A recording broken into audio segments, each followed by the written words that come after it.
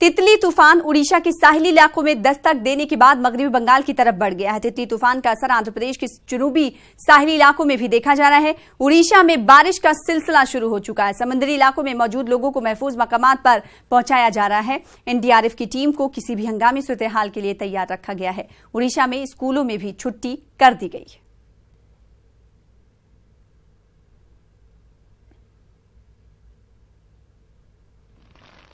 इसके वजह से हेवी रेनफॉल का चांसेस बहुत बढ़ चुका है, क्योंकि आउटर वॉल क्लाउड जो रीजन है वो इसके बाद धीरे धीरे उड़ीसा के अंदर घुस रहा है और उसके वजह से हेवी रेनफॉल भी हो रहा है। आज शाम तक इसका प्रभाव रहेगा, क्योंकि अभी जो वेरी सीवियर साइक्लोनिक स्टॉर्म था अभी धीरे धीरे वो वीक होने लगेगा और उसके वजह से इवन आज शाम तक ये साइक्लोनिक स्टॉर्म में रहेगा। जैसा कि साइक्लोनिक स्टॉर्म होने से 70 से 80 किलोमीटर पर विंड स्पीड रहेगा इसका। तो कल कुछ एरिया उड़ीसा के कुछ एरिया में हल्का फुल्का बारिश होने का चांसेस है और कुछ प्लेस में हैवी रेनफॉल के भी चांसेस है।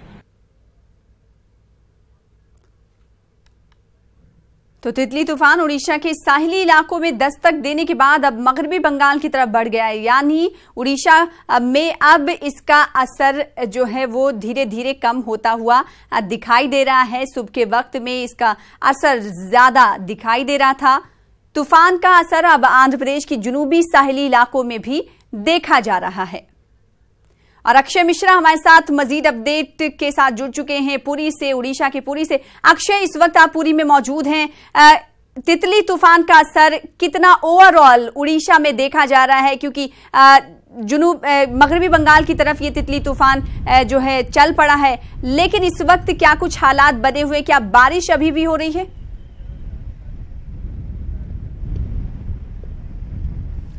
बिल्कुल, अभी थोड़ा सा बारिश हो रही है और हम पुरी बीच के बात कहेंगे तो अभी आप देख रहे हैं हम पुरी बीच के पास हैं और बीच में आप देख रहे हैं जो टाइड वगैरह है, हाई टाइड है। जिस तरह का तितली का प्रभाव से ये जो तेज लहरें आ रही है, हाई टाइड है और जो टाइड का हाइट बोलेंगे तो प्राय 12 से 15 फुट का हाइट आ रहा है और कुछ बड़ा टाइड आके समुद्र के किनारे मतलब आ रह चुके हैं। तो इसको लेकर भी यहाँ पर जो टूरिस्ट है और स्थानीय लोग हैं वो मतलब एक भय सा सिचुएशन में है। और अगर बात कहेंगे तो तितली आज सुबह जब गोपालपुर में लैंडफॉल हुआ था तो उसी के टाइम से यहाँ पर बहुत सारा तेज लहरें आ रही हैं समुद्र के किनारे।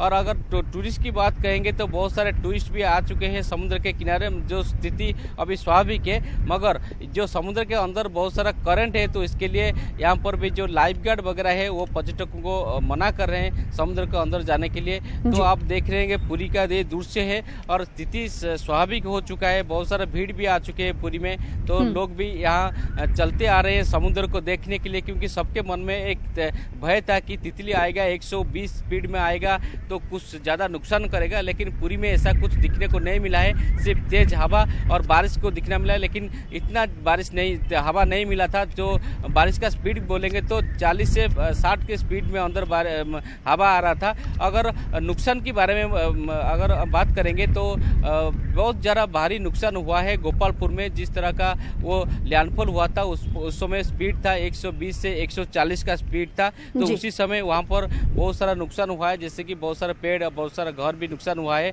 और राज्य सरकार की तरफ से जो ओड्राफ और एनडीआरएफ टीम थे वहाँ पर भी भेज दिया गया है राहत कार्य के लिए। और जो तितली को लेकर सरकार की तरफ से 3 लाख लोगों को शेल्टर होम और साइक्लोन शेल्टर होम में विस्थापित किया गया है, क्योंकि वहाँ पर जो लोग ठहरे थे वहाँ पर जान का खतरा था और उनको सभी सरकारी बंदोबस्त के हिसाब से खाना पीना और वहाँ पर मेडिकल वगैरह फैसिलिटी और मेडिसिन वगैरह भी सब मौजूद है वहाँ पर। अभी तितली का संकट टल चुका है, लेकिन प्रशासन की तौर से 12 तारीख तक ऐसे ही अलर्टनेस रहेगा 6 जिला में, जिस तरह का गंजाम, गोपालपुर, पुरी, केंद्रापड़ा, जगतसिंहपुर, ये 6 जिला में अलर्टनेस रहेगा। और सभी के स्कूल और कॉलेज भी बंद किया गया है इसको लेकर।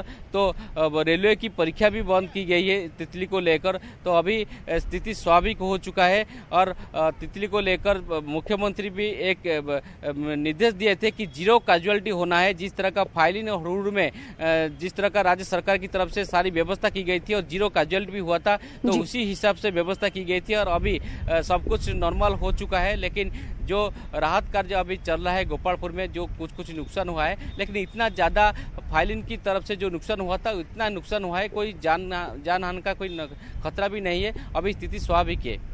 यानी सबसे अच्छी बात यह है कि जानी नुकसान नहीं हुआ है और जो हालात है वो मामूल पर दिखाई दे रहे हैं। बेहद शुक्रिया तफसील से जानकारी देने के लिए अक्षय, हमारे साथ जुड़ने के लिए और तस्वीरें दिखाने के लिए। फिलहाल इसी के साथ रुकेंगे छोटे से ब्रेक के लिए, कुछ और खबरों के साथ चल लौटेंगे।